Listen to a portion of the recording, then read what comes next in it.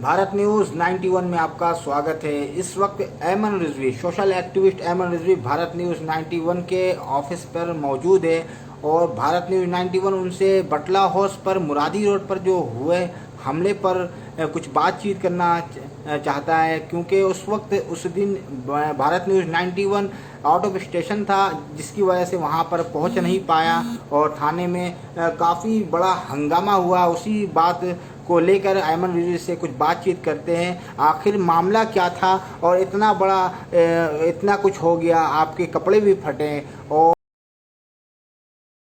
और किसी ने भी आपके लिए आवाज़ नहीं उठाया। आखिर वो लोग कौन थे, ये बताएं।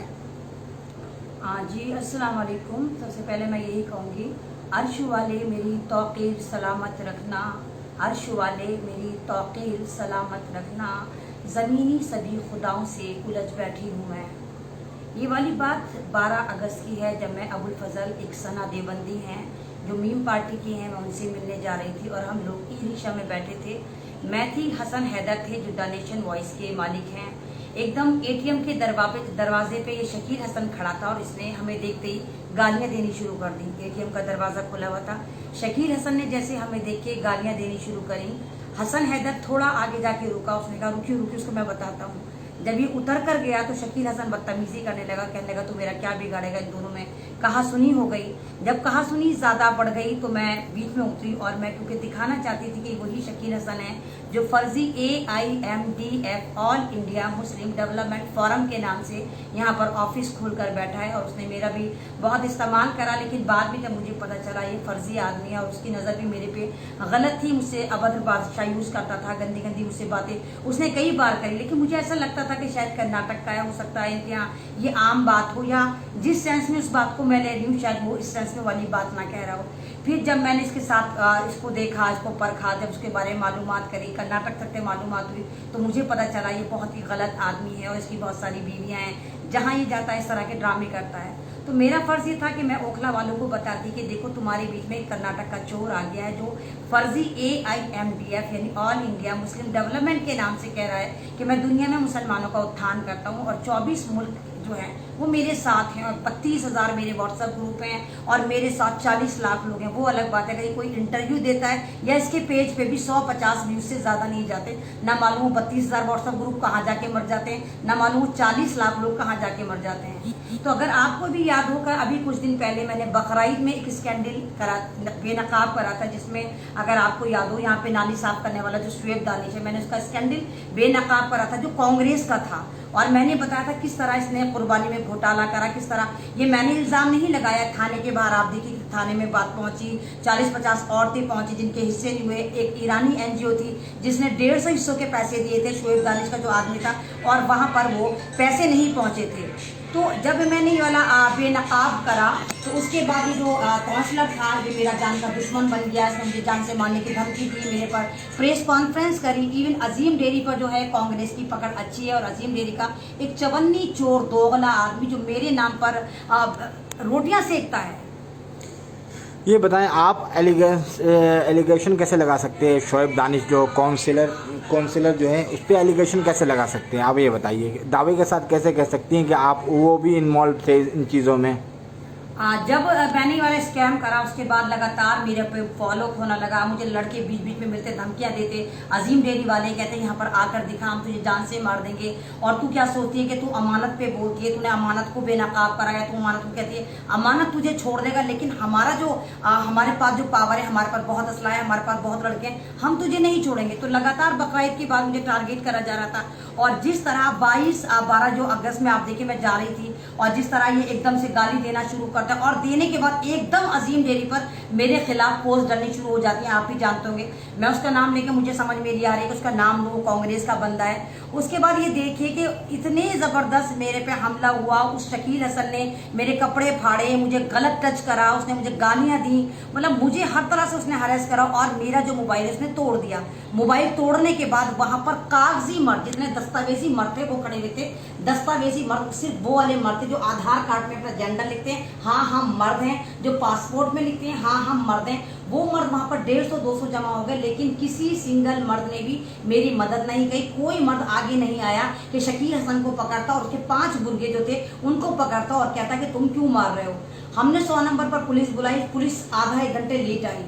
दर्शकों, मैं आपको वो फुटेज दिखाना चाहता हूँ जो मुरादी रोड के बटला हाउस के मुरादी रोड पर जो परसों का वाकया, 12 अगस्त। हाँ 12 अगस्त को जो मामला हुआ था उसका फुटेज आपको दिखाना चाहता हूँ। मामला क्या था ये देख सकते हैं आप।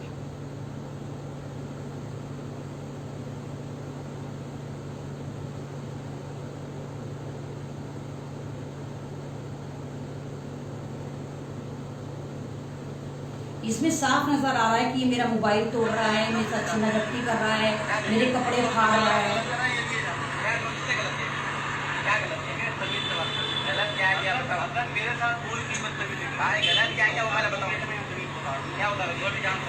ये रेड शर्ट में है वो कौन है? ये शकील हसन है, लाल शर्ट में, कर्नाटक का यहाँ का है भी नहीं। और ये जो नीले शर्ट में है वो कौन? ये नीली शर्ट में हसन हैदर है जो कह रहा है कि तूने हमें गाली क्यों दी। अच्छा, पीछे खड़ा है वो कौन है? ये इसके साथ है, ये भी मारने पीटने की कोशिश कर रहा था, ये भी हाथ छोड़ रहा था। ये भी इसके साथ पता नहीं कौन है, पता नहीं हिंदुस्तान का है, कर्नाटक का है, बटला हाउस का, नहीं मालूम कौन से कासली मर्द हैं। वो सारे के सारे अजीब किस्म के मर्द हैं। उनको शर्म नहीं आई कि औरत पर हमला कर रहा है। तो ये क्या हुआ? मोबाइल गिरा गया? मेरा मोबाइल फेंका और उसके ऊपर जूता रख रहा है जो शेड पड़ रहा है। मेरा 18,000 का मोबाइल इसने फेंका, उसको तोड़ा और फिर बाद में उसको जेब में रख के ले गया। तो मुझे मारा, मेरे कपड़े फाड़े, मुझे गलत तरीके से उसने टच करा, मुझे नोच चाहा इसने, और पूरा का पूरा इसने ऐसी कोशिश करी कि जान से मारने के लिए उन्होंने कुछ प्लान कर रखा था। उसके बाद ये बात यहीं नहीं रुकी, हमने 100 नंबर पर पुलिस बुलाई। 100 नंबर पर पुलिस पूरे आधा घंटे लेट पहुंची। ये मेरा मोबाइल छीन कर भाग गया। कोई यहाँ पर कागजी मर्द नहीं बोला, तमाम के तमाम ताली बजाने वाले मर्द देखते रहे। उसके बाद जो लोग मेरा लाइव देख रहे थे, वो जो लाइव देखकर आए, जो मेरे वेल विशर थे, वो सारे के सारे दौड़े के अहमद रिजवी पर जानलेवा हमला हो गया। सारे के सारे मुरादी रोड आए, फिर थाने तक गए, हम इसके घर पे गए। इसके घर पे तमाम के तमाम लोग पुलिस वाले पहुंच गए। सबका मालिक मकान भीगी बिल्ली बना रहा। मालिक मकान जीशान, जिसको मैंने पहले भी बताया था कि ये आदमी सही नहीं है, कर्नाटक का है, और ये खुद कहता है कि मैं जय कर्नाटक के साथ काम करता हूँ। अच्छा, जय कर्नाटक कौन है नहीं मालूम। अच्छा, ये बताएं कि थाने में पहुंचने के बाद क्या हुआ? इन पे FIR दर्ज हुई? क्या हुआ आखिर? मामला क्या था? थाने में पहुंचने के बाद क्या था ये बताएं, क्योंकि हमें तो पूरा मामला पता नहीं चल पा रहा, क्योंकि मैंने 2-3 चैनलों में लाइव देखा लेकिन उसमें भी पूरा खुलासा हो नहीं पाया। आखिर थाने में हुआ क्या? FIR हुई, मामला दर्ज हुआ कि नहीं हुआ, कार्रवाई हुई कि नहीं हुई, अरेस्ट हुए कि नहीं हुए, इस बारे में आप बताएं। जब हम थाने पहुंचे तो पहले ही से वहाँ 10-15 पता नहीं कौन लड़कियां थी। लड़कियों के साथ ये क्या करता है, क्या इसका काम है, किसी को नहीं मालूम। वहाँ 10-15 लड़कियां सारी की सारी ऐसे लग रही थी कि C क्लास लड़कियां थी, जो गालियां दे रही थी। वो वहां पर मौजूद थी और मेरे पे मजाक उड़ा रही थी और कह रही थी तू तो शक्ल से ही धंधे वाली लगती है, और पुलिस वालों की मौजूदगी पे कह रही थी। हमारे लिए कोई सुनवाई नहीं हुई। उल्टा ये SHO के कमरे में बार बार जा रहा था, बार बार आ रहा था और ठट्टे मार रहा था। बाद में SHO साहब ने हमें 3 घंटे बाद बुलाया। 3 घंटे बाद SHO साहब का ये कहना था, अच्छा तुम वही हो ना जो सरकार के खिलाफ बोलती है। यानी SHO साहब जो थे वो संघी सोच के थे। कौन? नहीं, संघी, ये बात संघी की नहीं है, लेकिन SHO साहब ने ये अल्फाज बोले कि तुम वही हो जो एंटी सरकार हो, एंटी गवर्नमेंट हो। SHO साहब ने कहा, ओ मैं तो तुम्हें बहुत अच्छी तरह जानता हूँ, तुम्हारी वीडियो मैं देखता हूँ, तुम वही हो ना जो सरकार के खिलाफ बोलती हो, तुम मोदी के खिलाफ बोलती हो। उसके बाद SHO साहब मेरे पे चढ़ने की कोशिश करने लगे। मैंने कहा SHO साहब मैं सिर्फ FIR की डिमांड करी। जब मैंने यहाँ पर मार्च में भी पहले कंप्लेन दर्ज करा रखी है कि मेरी जान को कोई भी खतरा होता है, क्योंकि शकील हसन लगातार मुझे तेजाब डालने की धमकी दे रहा था, मेरे बच्चे को किडनैप करने की धमकी दे रहा था, मुझे जान से मारने की धमकी दे रहा था। हर बार ये कहता था कि तू BR शेट्टी को नहीं जानती, तू जय कर्नाटक को नहीं जानती। मामला दर्ज हुआ कि नहीं हुआ ये पूछ रहा हूँ। ना परसों मामला दर्ज हुआ, ना पहले वाली कंप्लेन पे कुछ हुआ। उल्टा पहले वाली कंप्लेन भी पुलिस ने मुझसे ले ली। 12 अगस्त को वाली कंप्लेन भी ले ली जो मैंने पहले करी थी। थाने में आपके हिमायत में लोग पहुंचे थे? थाने में मेरे हिमायत में बहुत लोग पहुंचे थे, काफी सारे लोग थे, लेकिन जो ये लड़कियां लेकर गया था, SHO साहब कहते हैं इन लड़कियों से बात करो। SHO साहब ने कहा इन लड़कियों से बात करो। वो 15-16 लड़कियां पता नहीं कहाँ से पैदा हुई थी। तो मामला दर्ज आखिर हुआ क्यों? इतने सारे लोग आपके हिमायत में गए और फिर मामला दर्ज नहीं होता है, लोग फिर खामोशी से चले जाते हैं, मामला दर्ज करवाते नहीं है। फिर किस बात की हिमायत में लोग आए थे आपके, ये बताइए पहले। सबने कहा कि FIR होनी चाहिए, बहुत बर्डन बनाया, हमारी FIR नहीं हुई, पता नहीं होनी चाहिए और होने में बहुत बर्डन बनाया, बहुत करा, लेकिन SHO साहब ने हमारी FIR नहीं करी। उसके बाद फरहान याहिया आए, फरहान याहिया ने लाइव करा, उसके बाद भी कोई FIR नहीं। सब दुनिया देख रही थी कि ये मेरे पे कितना जुल्म कर रहे हैं। मैं रात के 11:30 बजे तक वहां पर FIR के लिए बर्डन बनाती रही, लेकिन मेरी FIR ली ही नहीं। दोस्तों दर्शकों, कितनी शर्म की बात है, एक महिला पे दिन दहाड़े हमला होता है और थाने पहुंचने पर महिला और कोई कार्रवाई नहीं होती है, कोई मामला दर्ज नहीं होता है।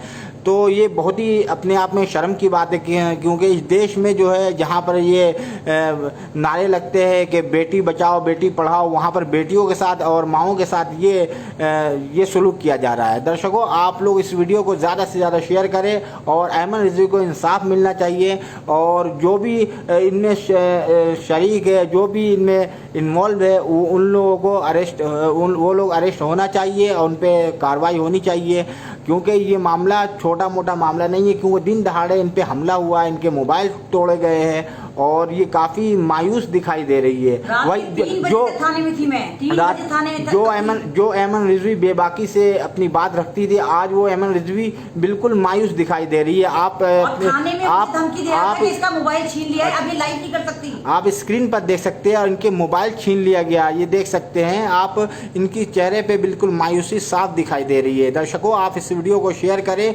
सर्कुलेट करें ताकि के इनको इंसाफ मिल सके। तो आगे की कार्रवाई के लिए क्या सोचा आपने, क्या करना है आपको, ये बताएं। ऐसे जो मतलब जब मैं 3 बजे वहां से आई हूँ और 3 बजे तक मेरे लिए कोई सुनवाई नहीं। मैंने कहा FIR, कह रहा FIR हो गई। मैंने कहा कॉपी दीजिए, तो कहते सुबह कॉपी दे देंगे, आप फोन नंबर दे दीजिए अल्टरनेट, हम आपको कॉल कर देंगे, आप FIR की कॉपी ले जाना। मैं 3 नंबर या 2-3 नंबर देकर आई हूँ, अभी तक उन कॉल्स पर थाने से कोई मेरे पास FIR की कोई कॉपी नहीं आई, कोई मेरे पास फोन नहीं आया कि आप ले जाइए। उल्टा शकील हसन ने अपने ऑफिस में शुएब दानिश के आदमी को, कांग्रेस के आदमी को, जो कांग्रेस का लीडर बनता है अजीम डेरी का, उसके साथ बैठकर लाइव करा है अपने ऑफिस में। आप एक पर्सन को इस तरह टारगेट मत कीजिए क्योंकि कोई भी शख्सियत के साथ कोई भी अगर जुड़ा रहता है, उनसे मिलता है, अगर वो करप्ट भी है तो इसका मतलब ये नहीं कि वो इंसान भी गलत है। शुएब दानिश एक काउंसलर है और वो एक जो है बहुत एरिया के लिए जो बहुत ही अच्छे इंसान है। बाकी जो है उन पे इस तरह का एलिगेशन आप लगा रही है, क्या सबूत है आपके पास कि वो जो इंसान जो कुछ भी कर रहा है वो शुएब दानिश के इशारे पे कर रहा है, ये बताएं। अभी आप बरसात में देखिए कि बहुत सारे सीवर खुले हुए थे, बहुत सारे नाले खुले हुए थे, ड्रेनेज सिस्टम जाम था। तो बहुत सारी जगह से मैंने दिखाया कि यहाँ 3 फुट पानी पड़ा हुआ है, यहाँ कूड़े के अंबार लगे हुए हैं। तो काउंसलर का काम पानी नाली साफ करना, कूड़ा उठवाना, यही तो होता है। तो ये तब से मेरे एंटी थे। जिस ग्रुप में वो वीडियो डालती थी तो तमाम के तमाम शुएब दानिश के जितने भी लोग थे, इनके बेटे वगैरह मुझे गालियां देते थे और बहुत बदतमीजी करते थे। अब उसके बाद जब मेरे शकील हसन सी वाला हमला हुआ तो उसके फौरन बाद कांग्रेस का वो जो अजीम डेरी का एक चवन्नी चोर नेता जो हमेशा मेरे पे लाइव करके फुटेज लेना चाहता है, कल वो शकील हसन के ऑफिस में बैठ के मुझे गालियां दे रहा था। नाम बताने की जरूरत नहीं, सबको पता होगा कि वो चवन्नी चोर कौन नेता है, कौन वो कागजी मर्द है जो मर्द बनने की कोशिश करता है। वो मर्द हैं जो सिर्फ अपने डॉक्यूमेंट्स में लिखते हैं, आधार कार्ड में खुश हो जाते हैं, हम मर्द हैं, अपनी बीवियों के सामने जाके साबित करते हैं हम मर्द हैं। जी, मेरा सवाल ये था कि आगे के लिए क्या सोचा आपने, आगे किस तरह से कार्रवाई हो, कि कुछ आपने सोचा, लोगों ने आपको आश्वासन दिया, थाने में आपको आश्वासन दिया, ये बताएं। थाने में मुझे किसी ने आश्वासन नहीं दिया। थाने में तो बिल्कुल ऐसा ही लगा कि वो जो लड़कियां थी बाद में ऐसे करती है, ओए तूने हमारा क्या बिगाड़ लिया। शकील हसन मक्कारों की तरह मुस्कुरा रहा था, उसके साथ एक काला गेंडा था जिसने नीली शर्ट पहन रखी थी। वो कहने लगा अब तुझे पता चलेगा, तेरा मोबाइल हमने तोड़ दिया, अब तू लाइव कैसे आएगी। तो मुझे तो कोई उम्मीद है नहीं कि मुझे इंसाफ मिलेगा। जब मुझे इंसाफ नहीं मिलेगा, अयमन रिजवी जो दूसरों के लिए आवाज उठाती है, तो हर जगह तो पुलिस ही घेरे में आती है, हर जगह पुलिस ही शक के दायरे में आती है। चाहे वो आप देख लीजिए दिल्ली कैंट में रेप कांड हुआ, वहां भी पुलिस आ रही है कि वहां पर पुलिस ने उन लोगों को ही मारा, लड़की की माँ को मारा, लड़की के बाप को मारा, जिस लड़की के साथ बलात्कार हुआ, पंडित ने बलात्कार करा। तो पुलिस तो हमेशा मुजरिमों का साथ देती है। सिर्फ ये भारत माता की जय नारों में लगाते हैं, लेकिन सबसे ज्यादा भारत माता को लूटते हैं, भारत माता की बेइज्जती करते हैं। शर्म की बात यह है कि मैं ओखला की बेटी हूं, मैं ओखला की रहने वाली हूं और कर्नाटक का बाहर का आदमी आके इनके सामने इनकी बेटी को पीट रहा है और ये ताली बजा रहे थे। इस वक्त आप अपने आप को कैसा महसूस कर रही है, कैसा फील कर रही है, ये बताइए। आज़ाद फील कर रही है या कैसा लग रहा है आपको, कैसा महसूस हो रहा है? जिस तरह वो अयमन रिजवी जो बिल्कुल बेबाकी से अपनी बात रखती थी, दहाड़ती थी लाइव में आकर के और बिल्कुल हर तरह के सवालात करती थी, और वो अयमन रिजवी आज मायूसी के आलम में मुब्तला है, मायूस है। तो कैसा महसूस हो रहा है आपको, ये बताएं। दर्शक आपको देख रहे हैं, ये बताएं। हाँ, मायूस हूँ, लेकिन हथियार मैंने नहीं डाले हैं। मैं आखिरी वक्त तक अपने लिए लड़ूंगी, क्योंकि वो मेरा नया मोबाइल था, मेरा 18,000 का मोबाइल था और वो मुझे मेरी औलाद की तरह प्यारा था, वो मेरी आवाज़ था। जब कोई मेरा मोबाइल मेरे सामने बिला वजह छीन के फेंकेगा, अगर तुझे कोई इशू था तेरे पे, मैं लाइव बना लेती थी, तू बदतमीजी कर, तू मुझसे बात करता, अगर तू वाकई मर्द का बच्चा होता, जो कि तू नहीं है, तू कर्नाटक का ताली बजाने वाला है। उसके बाद इसने मेरा मोबाइल छीना, चला गया, सब कुछ करा और बाद में धमकी दी कि तू क्या कर सकती है। तो मैं तो बस यही कहूंगी, मैं जिस तरह आवाज थी आवाज हूँ। इंशाल्लाह मैं पूरी उम्मीद करूंगी कि मैं फिर दोबारा मोबाइल ले पाऊँ, मैं दोबारा अपनी आवाज खड़ी कर पाऊँ, मैं फिर दोबारा लाइव आ पाऊँ। क्योंकि मैं पहले ही कह चुकी हूँ कि मैं सिंगल मदर हूँ, मैं अपना टोटल एक्सपेंस जो खुद करती हूँ। मुझे कहीं से कोई एटीएम पेटीएम डाल के मैं आपसे भीख नहीं मांगती, मैं अपने बिहाफ पर अपना सब कुछ करती हूँ, किसी से भीख नहीं मांगती। शकील हसन ने मेरे पे इतने गंदे इल्जाम लगाए, ये कहता है कि मेरे घर पे जाता था, मेरे घर में राशन देता था, मेरी बेटी से मैंने इसका रिश्ता तय कर दिया था। आप बताइए कि ओखला का एक मर्द आकर कह दे कि वो ऐमन रिजवी का घर जानता है, वो ऐमन रिजवी के घर गया, एक मर्द आकर कह दे, एक औरत आकर कह दे कि इन 2 सालों में किसी मर्द ने, किसी औरत ने मेरी दहलीज पार करी हो या मेरा घर देखा हो, और ये झूठा कह रहा है कि मैंने अपनी बेटी का रिश्ता इसके साथ कर दिया था और ये मेरे घर में राशन भरवाता है, मेरे बच्चों को पढ़ाता है। मेरे बच्चे तो स्कूल में भी नहीं पढ़ते, तो आपको भी पता है मेहताब साहब, मेरे बच्चे स्कूल में नहीं पढ़ते। तो इतने घटिया इल्जाम लगा रहा है, इसको खुदा समझेगा, खुदा समझेगा। मैंने खुदा पे अपना मामला छोड़ा, मुझे पता है कि जमीन पे कोई मेरी मदद नहीं करेगा, लेकिन मैं अल्लाह पर यकीन रखती थी, अल्लाह पर यकीन रखती हूँ। ओखला वालों तो मेरी मदद नहीं करोगे, कोई फर्क नहीं पड़ता, लेकिन मैं खुदा से मदद मांग रही हूँ और तहज्जुद में मदद मांग रही हूँ कि जिन लोगों ने मेरे साथ ज्यादती करी और जिन लोगों ने मेरे साथ ज्यादती होते हुए देखी, वो भी उतने ही बराबर के मुलव्विस हैं, उतने ही बड़े गुनाहगार हैं कि एक आदमी मेरी इज्जत पर हाथ डाल रहा था, मेरे कपड़े फाड़ रहा था, मुझे गालियां दे रहा था, मेरा मोबाइल तोड़ रहा था, और आप तमाम लोग 200 मर्द वहां खड़े थे। क्या उन 200 मर्दों में एक भी मर्द नहीं था हसन हैदर के अलावा? वो हसन हैदर मुझे अकेला प्रोटेक्ट कर रहा था, कभी एक को धक्का देता, कभी दूसरे को धक्का देता। ये 5-5 मुस्टंडे पता नहीं कहां से आ गए, शकील ने एकदम से फोन करके 5-5 लोग बुला लिए। मैं था ये कोऑर्डिनेट था, ये प्री प्लान था, पहले से इनको पता था कि ऐमन रिजवी, क्योंकि मैं वहीं रहती हूँ, गुजरेगी। आप रोए ना, आपको इंसाफ ज़रूर मिलेगा, क्योंकि इस देश में कानून अभी है और ये देश कानून से चलता है और संविधान से चलता है, तो आपको इंसाफ ज़रूर मिलेगा, आप रोए ना। तो मेरा ये सवाल था कि उस दिन जो है 3-4 मीडिया वालों ने आपका इंटरव्यू किया था थाने में, तो काफ़ी वीडियो वायरल हुई थी, काफ़ी लोगों ने देखा था, तो किसी ने भी आपके हिमायत में आवाज़ उठाई? किसी ने आश्वासन दिया आपको कि ऐमन रिजवी चलो कोई नहीं, कार्रवाई नहीं हुई तो हम करवाएंगे? किसी ने भी एरिया के इलाके के बटला हाउस के कोई लीडर, कोई नेता, कोई आपके साथ खड़ा हुआ? अमानत साहब ने कहा, अमानत साहब यहाँ पर नहीं थे, अमानत साहब ने कहा, फोन करा अमानत साहब ने कि मैं आपकी, क्योंकि आप ओखला की रहने वाली हैं, मैं विधायक हूँ यहाँ का और मेरी जिम्मेदारी है कि अगर यहाँ पर कुछ भी गलत बात होती तो मैं आपको सपोर्ट करूँगा। उसके अलावा मुझे किसी ने कोई सपोर्ट नहीं करी। 2 दिन गुजर गए, वो मक्कारों की तरह मुस्कुराता रहता है, बार बार मेरे ऊपर लाइव कर रहा है, मुझे गालियाँ दे रहा है। मेरे पे क्या फर्क पड़ रहा है? इतना फालतू है कि मेरे ही पेज पे आके मुझे गालियाँ दे रहा है, पता नहीं कौन कौन सी ऑडियो वीडियो लगा रहा है। तो मुझे किसी से इंसाफ नहीं चाहिए, मुझे मेरे खुदा से इंसाफ चाहिए। मुझे उम्मीद है कि मेरा खुदा मुझे इंसाफ देगा और इंशाअल्लाह ताला इसको भी गारत करेगा। और ओखला वालों, तुम्हारे लिए मुझे सिर्फ एक ही मैसेज मैं तुम्हें दूंगी कि मैं भी किसी की बेटी हूँ, मैं भी किसी की बहन हूँ। अगर आंखों से महसूस करते तो मैं तुम्हें अपनी बहन नजर आती, आंखों से महसूस करते तो मैं तुम्हें अपनी माँ नजर आती। तुमने मेरी मदद नहीं करी तो तुम भी उस गुनाह में उतने ही बराबर के शरीक हो जितना शकील हसन है कि मुस्लिम इलाका में मुस्लिम लड़की के कपड़े फाड़े जा रहे थे। एक कर्नाटक का चोर आके तुम्हारे गढ़ में, ओखला में जो मुसलमानों की सोसाइटी माना जाता है, एक कर्नाटक का चोर आके तुम्हारे सामने तुम्हारी बेटी के कपड़े फाड़ रहा था, गालियां दे रहा था, और तुम नामर्दों की तरह खड़े हुए देख के तालियां बजा रहे थे। ये मर्दानगी है? फिर कहते हो मुसलमान हो, तुम मुनाफिक मुसलमान हो, तुम मुसलमान नहीं हो। आप रोए ना। दर्शकों, ये बहुत ही शर्म की बात है कि एक महिला पे दिन दहाड़े हमला होता है और फिर थाने पहुंचने पर उन पर कार्रवाई भी नहीं होती है, हमला करने वाले पे कार्रवाई भी नहीं होती है, उल्टा इन्हें परेशान किया जाता है। रात के 3 बजे तक इन्हें टॉर्चर किया जाता है। तो और थाने में कोई सुनवाई नहीं होती, कोई कार्रवाई नहीं होती है, और अगले हमला करने वालों पर कोई एफआईआर नहीं होता। तो दर्शकों, आप लोग इनके लिए आवाज़ उठाएं, क्योंकि इनको इंसाफ मिलना चाहिए, क्योंकि ये एक महिला है और हर मुद्दे पे आवाज़ उठाती है, बेबाकी से अपनी बात रखती है।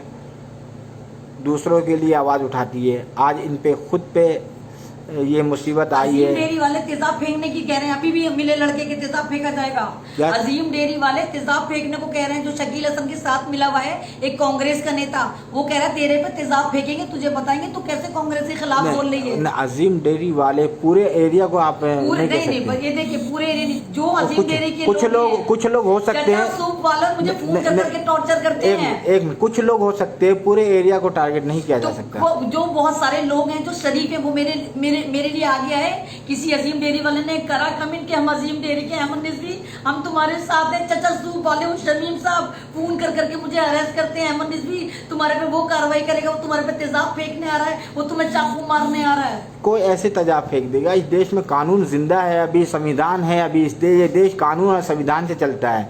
ये किसी के कहने से क्या कोई तेजाब फेंक देगा? इस देश में कानून है और आपको इंसाफ जरूर मिलेगा। लेकिन कानून होता तो कपड़े फटते, कानून होते तो मोबाइल छीन के लेके जाता मेरा। वो पूरे एरिया को आप इस तरह टारगेट नहीं कर सकती। कुछ लोग हो सकते हैं, कुछ लोग, अगर कुछ लोग थे तो मैं था भाई, वो और लोग जो मेरे हिमायत पर वो तो क्या है, अहमद निज़वी हम तुम्हारे साथ हैं, हम अजीम डेयरी के तुम्हारे भाई हैं। नहीं, इंसाफ जरूर मिलेगा आपको। लोग देख रहे हैं, आपको लोग देख रहे हैं और इंसाफ जरूर मिलेगा। ये वही मैं कांग्रेस से कहना चाहती हूँ, खुदारा अपना सुधर जाओ। अपने देखो कि तुम तो जमीन पे ऐसे चोरों को, डकैतों को, लुच्चे लफंगों को बना देते हो। अजीम डेयरी का वो सूखा सड़ा हुआ कैंसर ज़दा पेशेंट, बहुत सारी बीवियों का इकलौता नामर्द चोर। तो आप दर्शकों देख रहे हैं अहमद रिजवी को और सुन भी रहे हैं, इनकी आंखों में आंसू हैं और आप देख सकते हैं ये वही अहमद रिजवी है जो तो मेरी हिमायत में आती ना कि कर्नाटक वाले ने हमला करा, अजीम डेयरी वाले अहमद तेरे साथ हैं ना। आएंगे लोग, आएंगे हिमायत में आएंगे लोग। उसके ऑफिस में जाके बैठ के लाइव करके मुझे गालियां दे रहा है वो। नहीं, आपको इंसाफ मिलेगा। इस देश में कानून है अभी और आपको इंसाफ ज़रूर मिलेगा। दर्शकों आप देख रहे हैं ये वही अहमद रिजवी है जो बेबाकी से अपनी बात रखती है। मैं इसलिए नहीं रो रही हूँ, मैं इसलिए नहीं रो रही कि मैं डर कर रो रही हूँ, मैं तुम्हारी बुज़दिली पे रो रही हूँ। मैं अल्लाह मैं इस मनहूस इलाके में रहती हूँ। आप कह रहे पूरा अजीम डेयरी बदनाम हो रही है। अरे एक मछली पूरे तालाब को गंदा करती है, लात मार के भगाओ ना उसको जो अजीम डेयरी को बदनाम कर रहा है। भगाओ जो मुझे मारने की धमकी दे रहा है, जो कह रहा है तेजाब फेंक दूंगा तेरे ऊपर। आपको इंसाफ ज़रूर मिलेगा। दर्शकों आप देख रहे हैं अहमद रिजवी को, ये वही अहमद रिजवी है जो बेबाकी से अपनी बात रखती हैं। आज ये खुद इन पे मुसीबत आई है। आप देख सकते हैं दिन दहाड़े इन पे हमला होता है और कार्रवाई नहीं होती है। मोबाइल छीन लिया जाता है, मोबाइल तोड़ दिया जाता है और इनको देर रात तक थाने में बिठा कर रखा जाता है और इंसाफ नहीं मिलता है। तो आप लोग इनके लिए आवाज़ उठाएं और वीडियो को ज़्यादा से ज़्यादा शेयर करें। बहुत बहुत शुक्रिया। जय हिंद, जय भारत।